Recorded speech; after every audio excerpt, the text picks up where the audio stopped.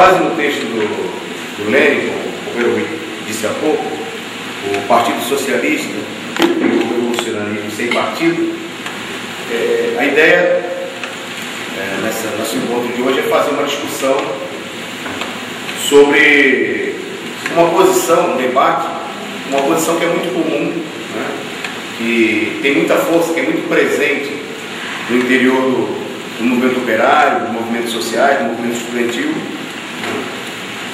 dos chamados movimentos sociais, que é a questão da partidarização do movimento.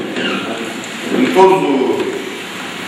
todas essas frentes do movimento social, os chamados movimentos sociais, nas universidades, no movimento estudantil, nos sindicatos, né, no movimento sem terra, e por aí vai, no movimento de mulheres, de negros, ganha cada vez, existe uma campanha cada vez mais intensa, né, sobre a necessidade de evitar a partidarização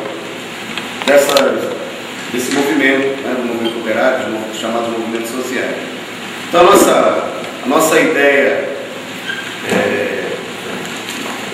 desse encontro de hoje é discutir com base no texto de Lênin essa situação, entender digamos assim, os fundamentos desse fenômeno, dessa questão da partidarização ou apartidarização dos movimentos, e também debater a posição do nosso partido, do movimento socialista, revolucionário, de uma maneira geral, sobre esse tema, né?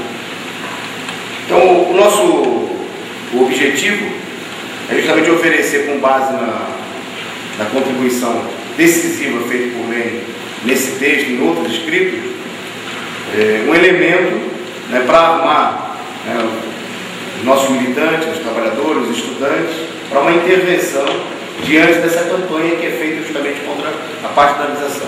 Nós que somos militantes no Partido Operário, né, que nos deparamos na universidade, né, no movimento da luta dos Correios, dos professores, né, na luta dos negros em todos os lugares, na luta das mulheres, né, de uma maneira cada vez mais intensa, uma campanha muito grande que é feita de que é necessário deixar de lado a partidarização. Vai intervir alguém da JR na universidade? Não, agora não pode, porque está falando o cara do PCO. Né, tem que evitar a partidarização do movimento. Vai intervir um companheiro dos Correios? Isso não tem a ver com a gente, porque é uma posição partidária. É necessário, né, a campanha de que é necessário extirpar de todos os lugares das lutas sociais, no movimento popular, nos bairros, a partidarização. Esse seria, digamos assim, segundo essa campanha, seria um câncer, um problema, né, que deveria ser evitado, deveria ser combatido. Então, para nós consideramos que é um tema importante, né, de entender por que esse fenômeno se manifesta dessa forma, né, e também como se posicionar diante dessa situação. O texto do Lênin destaca o seguinte, que diante da situação revolucionária que se estabelecida na Rússia em 1905, um conjunto muito grande de trabalhadores, de jovens, né, de camadas populares, como ele fala, ingressam na luta política, né, ingressam nas mobilizações, reivindicando direitos democráticos, lutando contra o regime czarista, e que essa situação, né, de efervescência política, né, de um intenso movimento social da luta dos trabalhadores, que traz novas camadas que não tinham uma participação organizada na luta política, digamos assim, oferece uma situação favorável, né, ao surgimento de novas organizações que não têm um caráter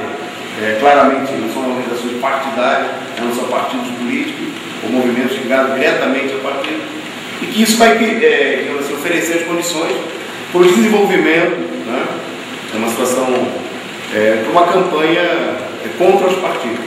Uma situação que é muito comum, que a gente vê, né,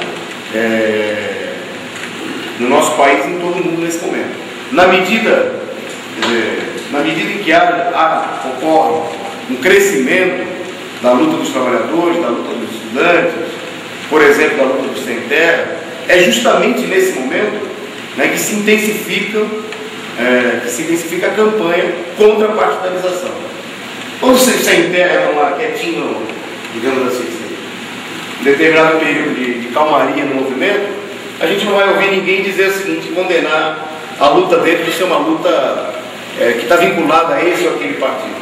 Se os estudantes, como nos últimos anos, atravessaram um período de relativa calmaria, né, das lutas estudantis, por conta do controle que justamente determinados partidos exerciam sobre as organizações estudantis e, de certa maneira, não exercem, nesse momento, digamos assim, que a denúncia do chamado partidarismo, ela meio que adormeceu, né? Não havia na universidade nenhuma campanha, por exemplo, se a gente olhar na década de 90, né, quando o PCdoB paralisou as organizações estudantis, né? Se a gente olhar também no movimento operário, ao longo da década de 90, nos últimos anos, quando o domínio dos partidos da Frente Popular, do PT, do PCdoB, o chamado Bando dos Quatro, paralisou as principais organizações do movimento operário, não havia nenhuma campanha contra a partidarização. Mas é justamente no momento, né, em que os trabalhadores começam a se levantar, começam a dar os primeiros sinais, né, assim como a juventude, né, de que vão ingressar em um novo período em que começa a se fermentar uma profunda insatisfação, né, e uma luta contra as posições dominantes do movimento operário, mas de maneira mais clara, né, se intensifica nesse momento a luta contra a chamada partidarização. Isso é assim em todos os lugares, né? A gente vê, se você tem um movimento de professores, se tem uma calmaria, se os partidos estão dominando lá as subsedes, a sede do sindicato, não há uma campanha para denunciar que os sindicatos estão sendo partidarizados. Mas, quando esse mesmo movimento, né, começa a ter uma agitação, a posição de um determinado partido defendendo essa ou aquela posição que pode levar a uma luta, ou que leva a uma luta dessa ou daquela categoria, aí aparece com maior firmeza, com maior clareza, digamos assim, o problema de que essas posições seriam partidárias e deveriam ser combatidas.